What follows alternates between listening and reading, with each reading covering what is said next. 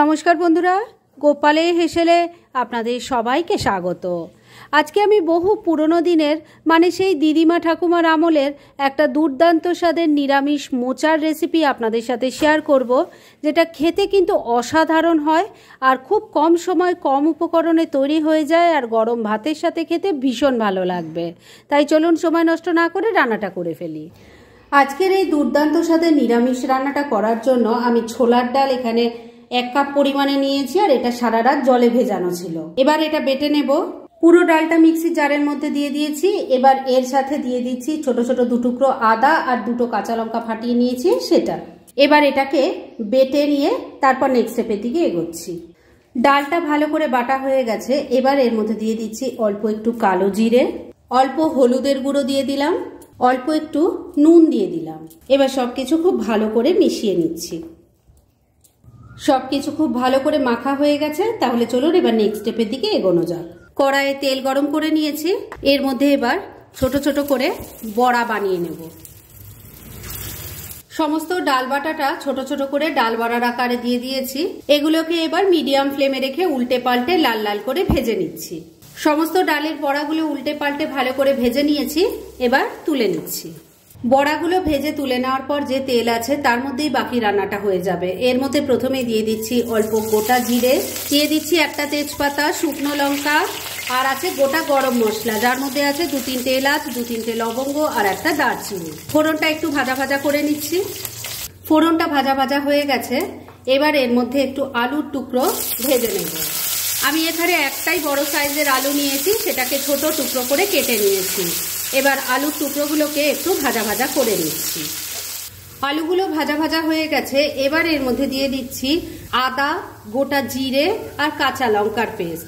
এখানে আমি 1 ইঞ্চি আদা ছোট ছোট টুকরো করে কেটে নিয়েছি, 1 চামচ গোটা জিরে আছে আর 3-4টে কাঁচা লঙ্কা আছে। ঝালটা অবশ্যই নিজেদের টেস্ট অনুযায়ী দেবে। মশলাটা দিয়ে দিলাম। মিক্সির জারটার মধ্যে অনেকটা মশলা লেগে আছে, তার মধ্যে অল্প একটু জল নিয়ে দিয়ে দিলাম। এবার দিয়ে দিচ্ছি হলুদের গুঁড়ো, অল্প একটু কাশ্মীরি মির্চ পাউডারও দিয়ে দিলাম। দিয়ে দিচ্ছি অল্প গরম মশলার গুঁড়ো, স্বাদ মতো নুন দিয়ে দিচ্ছি, অল্প একটু চিনিও দিয়ে দিলাম। এবার সবকিছু মিশিয়ে আলুর সাথে মশলাটাকে কষিয়ে নিচ্ছি। বন্ধুরা, যারা এই পর্যন্ত দেখে বেরিয়ে যাচ্ছেন তাদের বলবো রান্নার রেসিপিটা কিন্তু আপনারা খুব বড় মিস করে দিলেন। কেননা এটা আজকের রান্না নয়, বহু যুগ আগের একটা রান্না। আর আগেকার দিনের রান্নার স্বাদ যে কেমন হয় আশা করি আপনাদের জানাই আছে। আর এই রান্নার শেষে একটা দারুণ টুইস্ট পড়ে, যেটা একদম ঘরোয়া সামান্য উপকরণ, কিন্তু খেতে তার জন্য অসাধারণ হয়। তাই একটু শেষ পর্যন্ত ধৈর্য ধরে সাথে থাকুন। আলুর সাথে মশলাটাকে মিশিয়ে খুব ভালো করে কষিয়ে নিয়েছি। এবার এর মধ্যে দিয়ে দিচ্ছি একটু ভেজানো ছোলা, দিয়ে দিচ্ছি একটু কোরানো নারকোল। এবার সবকিছু মিশিয়ে নিয়ে আবারও একবার খুব ভালো করে কষিয়ে নিচ্ছি। মিনিট 2 সময় নিয়ে সবকিছু মিশিয়ে নিয়ে মশলাটাকে আবারও খুব ভালো করে কষিয়ে নিয়েছি। এবার এর মধ্যে দিয়ে দেব সেদ্ধ করা মোচা।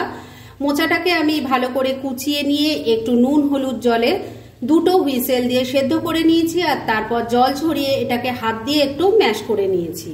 দিয়ে দিলাম। সবকিছুর সাথে খুব ভালো করে মিশিয়ে কষিয়ে নিচ্ছি। গরম ভাতের সাথে বন্ধুরা এটা খেতে কিন্তু অসাধারণ লাগে। বারবারই বলছি, এটা অনেক পুরনো দিনের একটা রান্না, খেতে দুর্দান্ত হয়। আর সেটা একবার ট্রাই না করলে আপনারা কি করে বুঝবেন বলুন? তাই অবশ্যই একদিন ট্রাই করুন আর তারপর কেমন লাগলো প্লিজ কমেন্ট করে জানাবেন। সবকিছু খুব ভালো করে মিশিয়ে নিয়ে মিনিট 2 রান্না করে নিয়েছি। এবার ফ্লেমটাকে লো আর মিডিয়ামের মাঝামাঝি রেখে ঢাকা দিয়ে 3-4 মিনিট রান্না করে নেব। তবে মাঝে মাঝে কিন্তু ঢাকা তুলে একটু নাড়াচাড়া করে দিতে হবে। মিনিট 4 রান্নাটা হয়ে গেছে, ঢাকা তুললাম।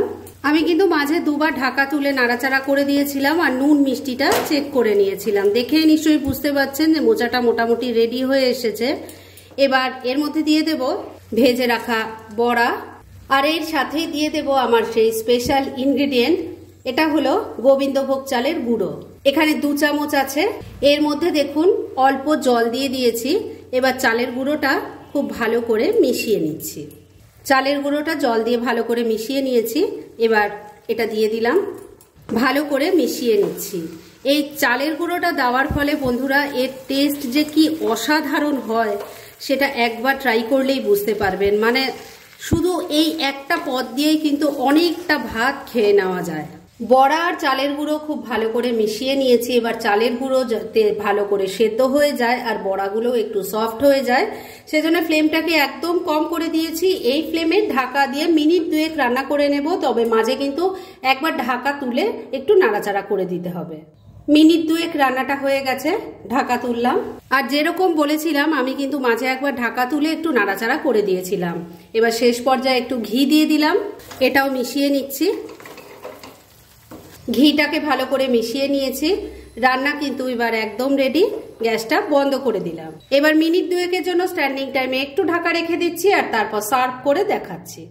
ফ্রেন্ডস, আমার আজকের এই দুর্দান্ত স্বাদের নিরামিষ রেসিপি একদম রেডি হয়ে গেছে এবং আমি সার্ভ করে দিয়েছি। খুব কম সময় কম উপকরণে তৈরি হয়ে যায়, অথচ এটা খেতে কিন্তু ফাটাফাটি হয়। গরম ভাত দিয়ে এটা খেতে একদম অমৃতর মতো লাগে।